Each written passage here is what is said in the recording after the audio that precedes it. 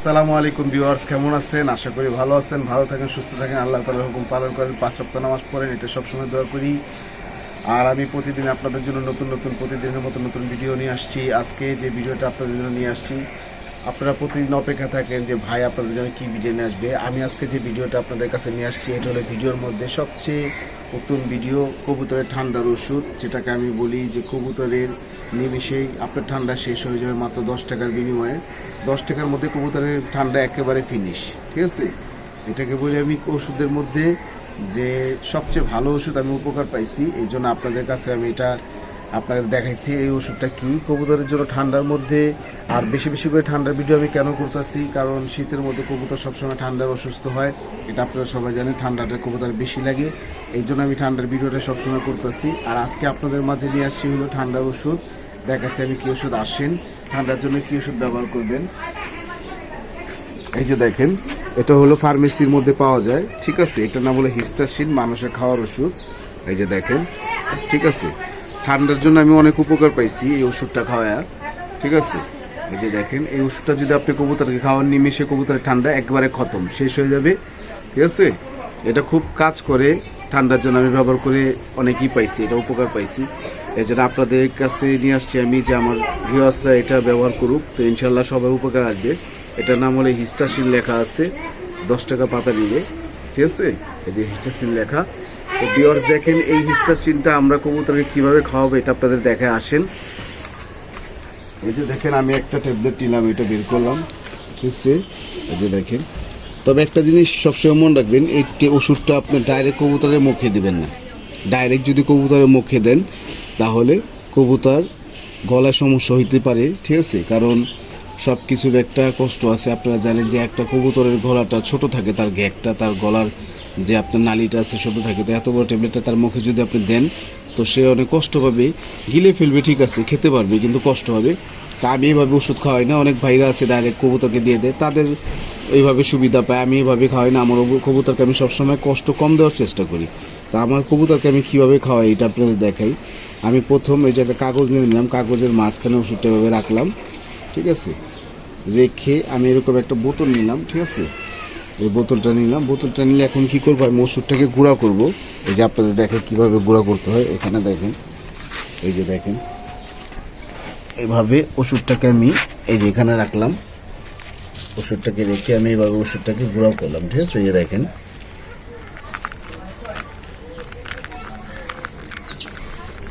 এই যে দেখেন, ঠিক আছে? ওষুধটা গুঁড়া হয়ে গেল। এই যে দেখেন, কবুতর পালতে হইলে একটু কষ্ট করতে হইব। আর সবসময় চাবেন যে কোনো দিক দিয়ে আপনার কবুতর যেমন কোনো কিছুতে কষ্ট না পায়, ওদেরকে কষ্ট দেওয়া যাবে না।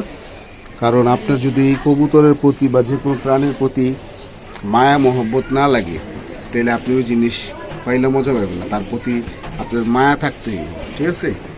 মায়া যত দিবেন, মায়া করে আদর করে, ওই জিনিসটা আপনার ভালো থাকবে।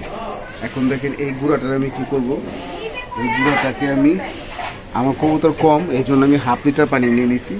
পানিটা আমি নিতেছি, দাঁড়ান আমি দেখাচ্ছি আপনাদের।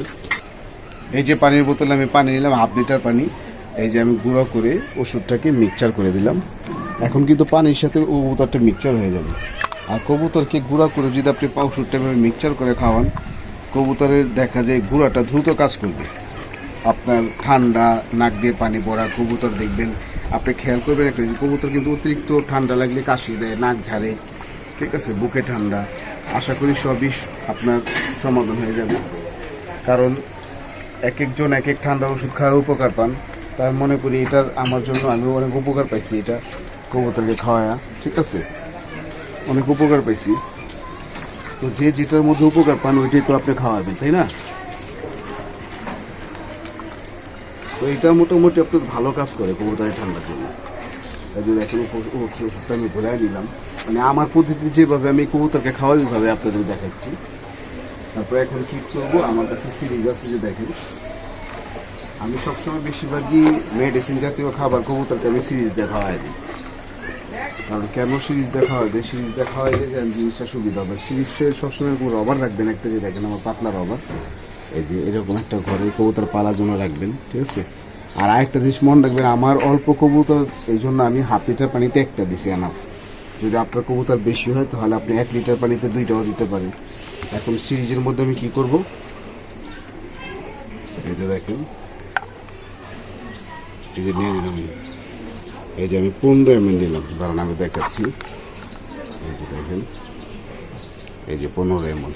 আর আজকে সিরিজের একটা জিনিস শিখিয়ে দিই, এই যে সিরিজে ml লেখা থাকে, এই যে 1 2 3 4 5, এই যে দেখেন 5 ml লেখা, তারপরে 10 ml, এই যে 15 ml, 20 ml এই সিরিজ, এই যে 25 ml লাস্ট, এই যে প্রত্যেকটা 1 দাগ করে 1 ml করে, ঠিক আছে। এটা মনে হয় 15 ml নিয়ে নিলাম। এখন কবুতরকে আমি খাওয়াই দিব,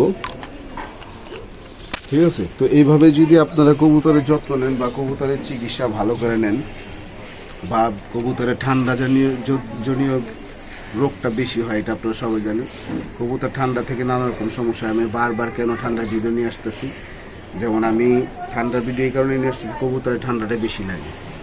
এই কারণে আপনারা যেগুলো আমাদের আমার ভিডিওর মধ্যে যা আগে যেগুলো দেখছেন, ঠান্ডার জন্য আমি অনেক ভিডিও করছি, তো ওগুলা দিয়ে বলা যায় না, এক একটা কবুতরের এক এক রকমই, কোন কবুতরের কোন মেডিসিনটা কাজে দেয় এটা আল্লাহ পাকই ভালো জানে। এই জন্য আমি সবগুলো ট্রাই করি, আপনারা ট্রাই করে দেখবেন, যার উপকার আসে আলহামদুলিল্লাহ।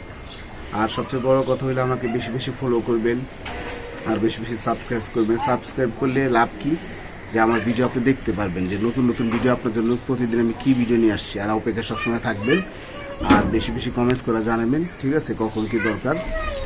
আর সব সময় আমার ভিডিও না টেনে পুরোটা দেখার চেষ্টা করবেন, ঠিক আছে। আর আমার চ্যানেলের নাম সবার জানা আছে, আবার বলে দিই, @শাহিন দ্য পিজন কিং, এটা বলে সার্চ দিন আমাকে পাবেন, ঠিক আছে ইনশাল্লাহ।